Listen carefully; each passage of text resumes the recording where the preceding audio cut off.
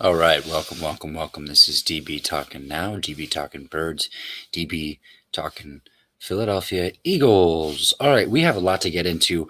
I woke up this morning to a report put out by Sports Illustrated, and the headline of the report was this, and completely shocked, but it was this. Howie Roseman is seeking the aid of Zach Ertz to try and convince Carson Wentz to stay in Philadelphia.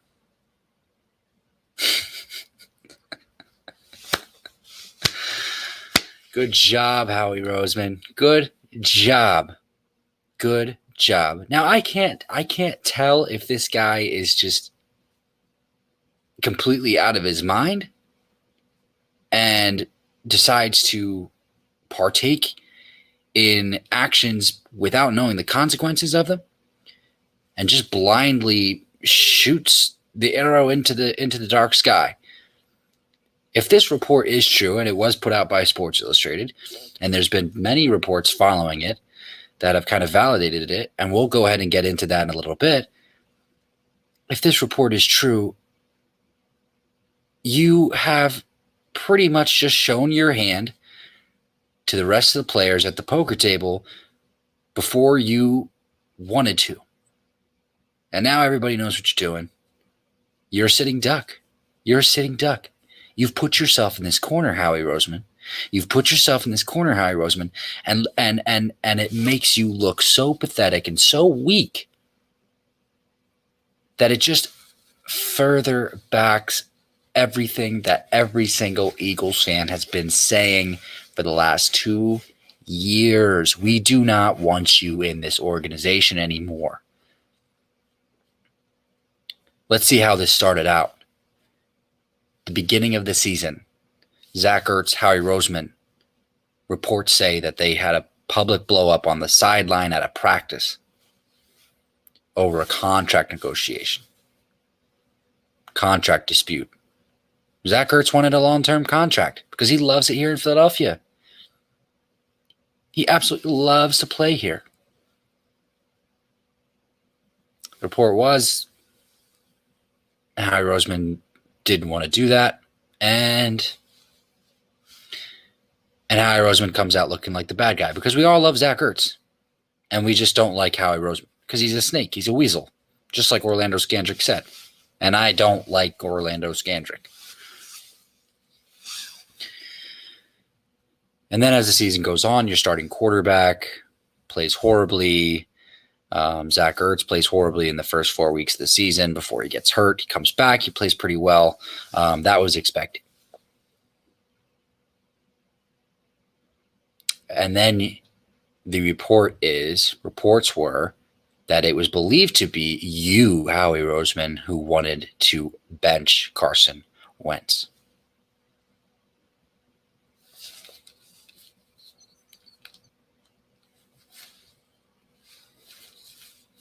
And now you're seeking Zach Ertz's aid to try and convince the quarterback that you wanted to bench to stay in Philadelphia because you think that there might be a relationship dispute.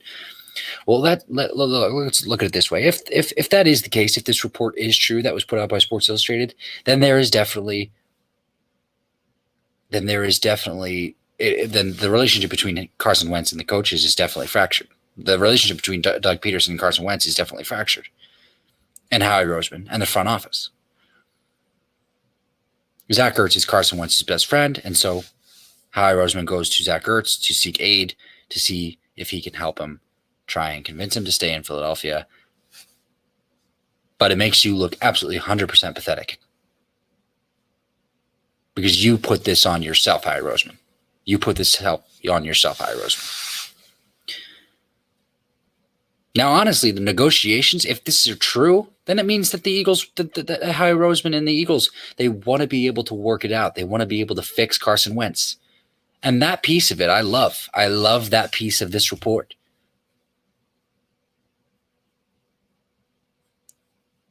And if that are true, then it means that Carson Wentz has control of the situation. The cards are in his hand. He's got the winning number. He's got the winning number. Because he can hold the Eagles hostage by requesting a trade.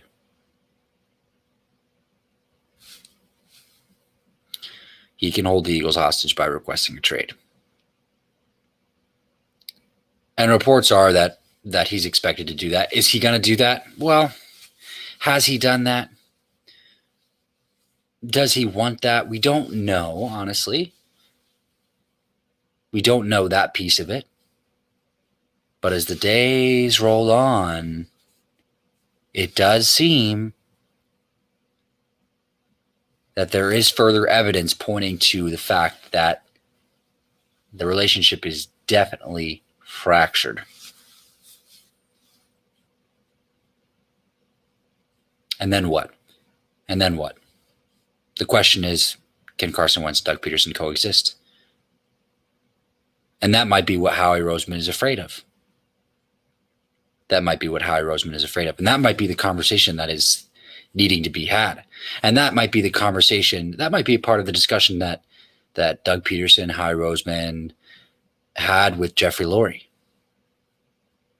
How can we fix Carson Wentz?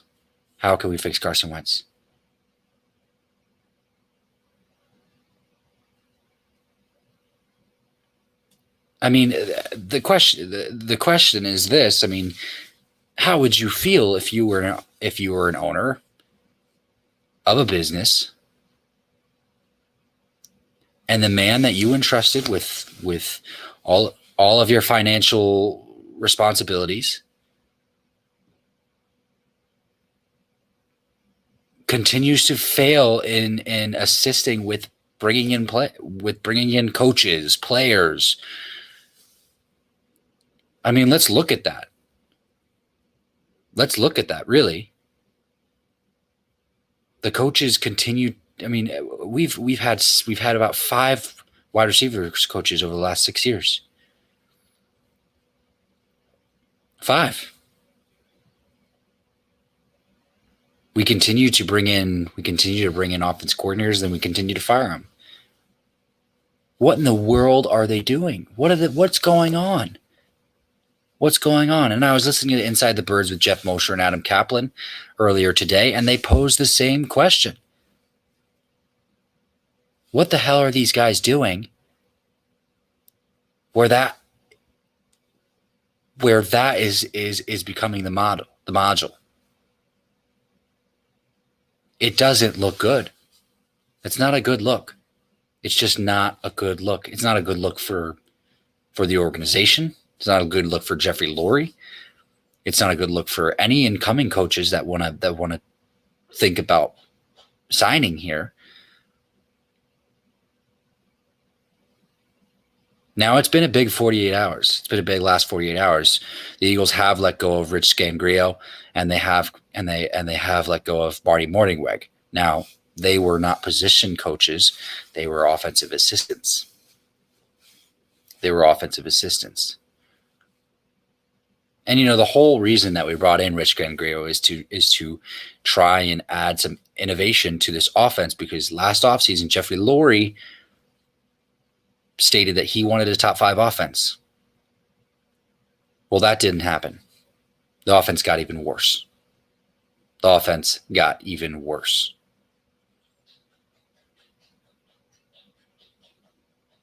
Now, I'm really curious as to who is signing these coaches. You would think that it would be Doug Peterson because he is the head coach. Usually the job title of the head coach is to find the coaches, is to go out and pick your own coaches. But we know that that's not the case in Philadelphia. And more or less, it's probably Howie Roseman bringing in these offensive assistants. Well, Marty Morningweg is not going to be back, and neither is Rich Scangrio. And I don't think that they're going to be replacing those guys either. It's not like they're going to be replacing those guys. I think that less is more in this situation because, as Doug Peterson said at the end of the season, in his offseason, in his end of the year press conference, I think there's just too many voices. Yeah, you think? You think? Now, the big question, though, however, is is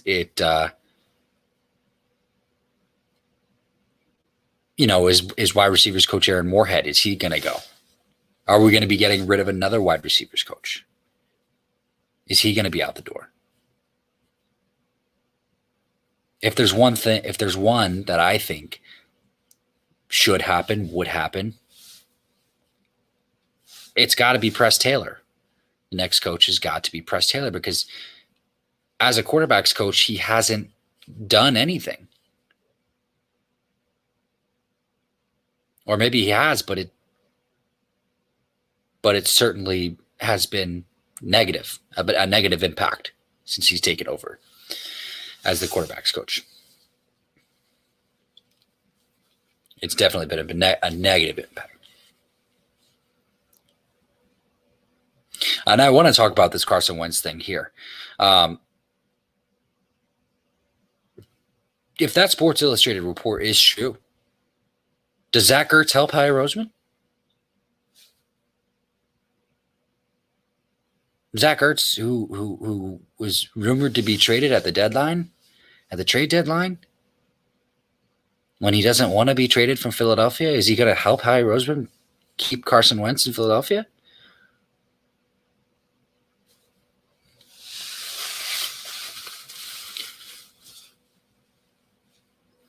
I'm sure that this was plenty a part of the conversations Jeffrey Lurie had with Howie Roseman and Doug Peterson on Wednesday. I'm sure it was plenty a part of that. And if that's their mindset, I really do, I think that that's what they want to do. I think that they want to fix Carson Wentz. They lifted heaven and earth to go get Carson Wentz.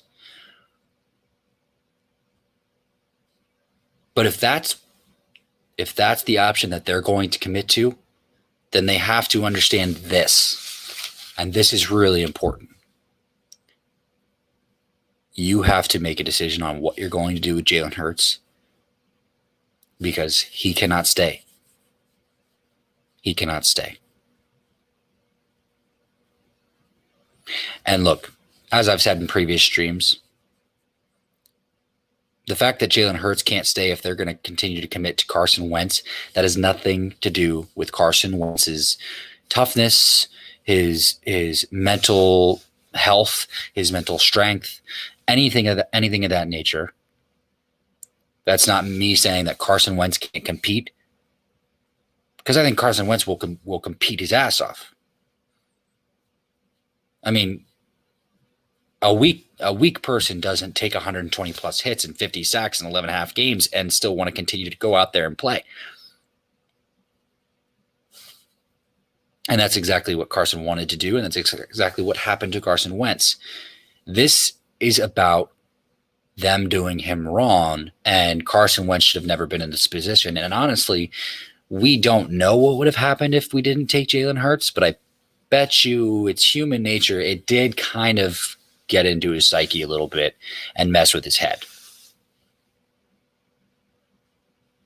And when I mean a little bit, I mean a lot of it. And also the fact that we've had so many offensive assistant coaches, they have to declutter the noise. They have to figure out something.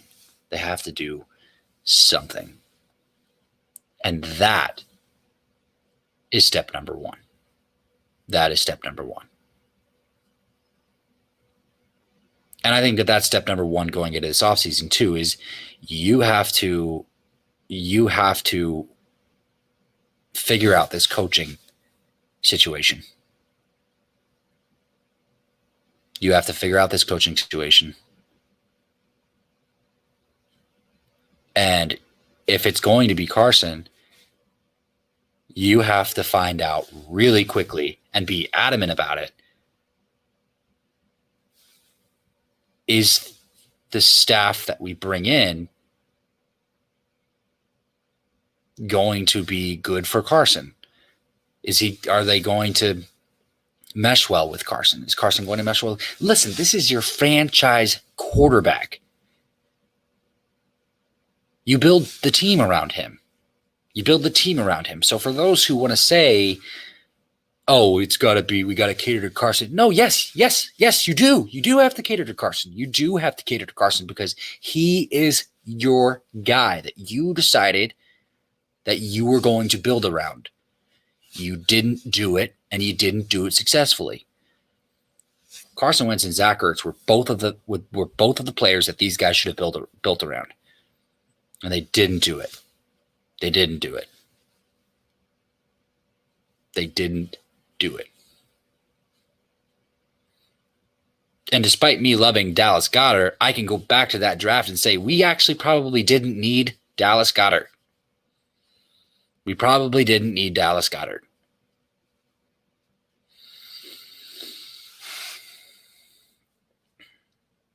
It's been one draft failure after the other, and it continues and it continues and it continues and it continues. My worry is, and I said this, to a couple of people that I talked to, throughout the week about the Philadelphia Eagles. As soon as that game ended, a few hours after the Philadelphia Eagles played the Washington football team last week, I came to some resolve. It's been a few hours. It's been a few hours. Really, really digging in and really thinking about it, because let's be honest, as an Eagles fan in my 30 years, I don't think I've ever seen this much dysfunction, this much lack of communication. I don't think I've seen it. I don't think I've been a part of it. But I came to some resolve over those few hours after the Washington versus the Philadelphia Eagles game last week, and I said this. I think they're going to keep Doug, and I think they're going to keep Howie, and I think they're going to keep Carson, and I think Jeffrey Lurie is going to give them another year, but 1 year, and they really have to figure it out. Because that can't happen again. That can't happen again. But we will see. We will see. We will really, really see what goes on. And it's going to be a crazy next couple of months. I mean,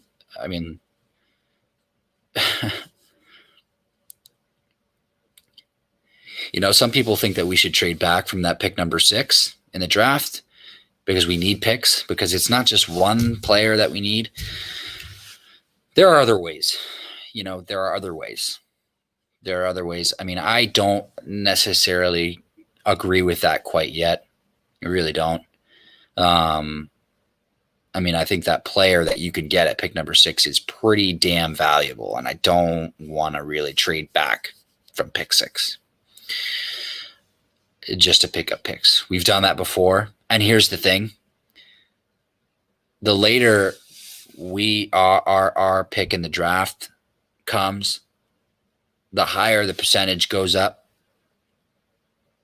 for Howie Roseman to absolutely botch the pick. So I don't want to trade back. There's other ways to fill the holes on this team. Now, obviously right now we're in a ton of cap hell. I mean, they cleared up $12 million by restructuring Alshon Jeffrey and Malik Jackson, and that's great. That's great, honestly. But I think that was a restructure. The Alshon Jeffrey contract, that was a restructuring just so that we can possibly trade him or release him. But if you can't find any trade suitors, and this is what they need to learn from when it comes to learning from your own mistakes. If you can't find any trade suitors, release him. Happens all the time. You're not going to get anything for him later if you didn't get anything for him now. It's not going to happen. It's not going to happen. But they need to decide what their move is going to be and which quarterback they're going to go with, and they need to do it soon. That's what I think. They need to do it soon, because they need to let Carson know. Because as the days go by, if Carson has any hard feelings, which let's just throw it out there and just say he does, because he probably does. He probably does. The relationship probably is fractured. It's better that you probably, I mean, as the days go by, those feelings are going to continue to build and build and build and build and build. Get it out of the way. Get it out of the way. If you know what you're going to do, if they know what they're going to do, they need to get it out of the way sooner rather than later. Sooner rather than later.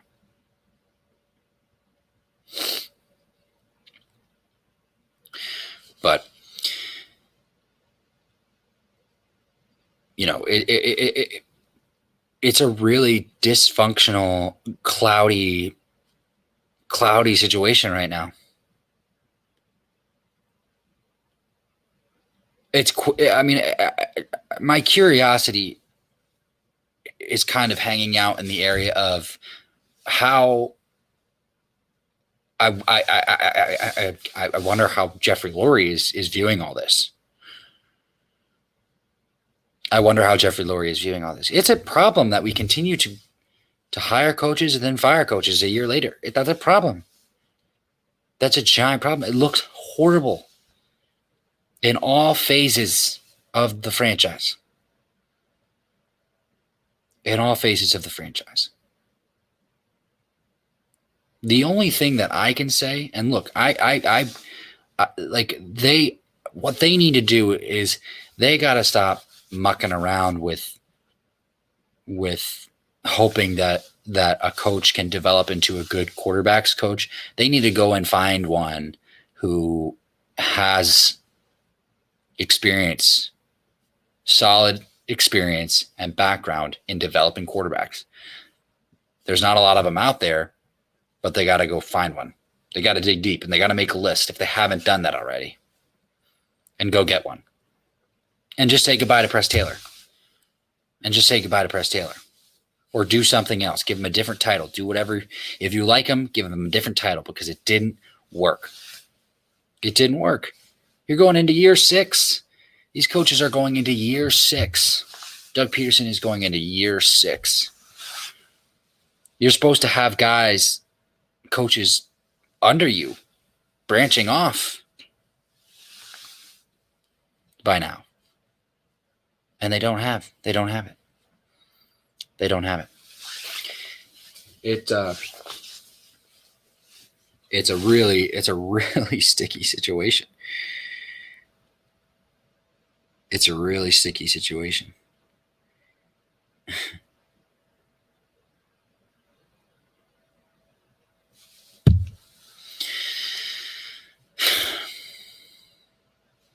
I mean, we'll see what they do. I'm hoping that they make a decision. I'm hoping that they make a decision on who they want to go with as their quarterback sooner rather than later. But I think that report about that came out this morning that really shook me. It absolutely shook me. And I posted earlier, and I kind of just it was a recording of a reading of the article. And I would have done a video on it earlier, but I just wasn't quite awake yet. And I just felt like I had to get something out there to you guys. And I'm glad that I did. And now that we're talking about it, I mean, I think that's absolutely, I think it makes Howie Roseman absolutely look stupid and silly, but he's already way past that point and pathetic. It is already way past that point. So, but I think that was one of many bombs to drop. I think it was the first of many. Because that report there is kind of indicative of they're hanging by a thread. Howie Roseman's hanging by a thread. You know, I wonder if Jeffrey Lurie told Howie Roseman, you have to work it out with Carson or you guys are out of the building.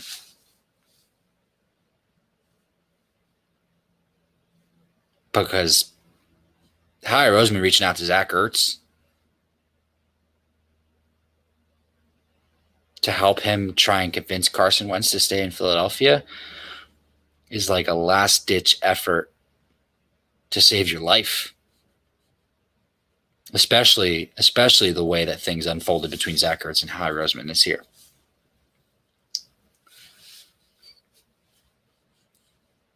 Especially for that reason.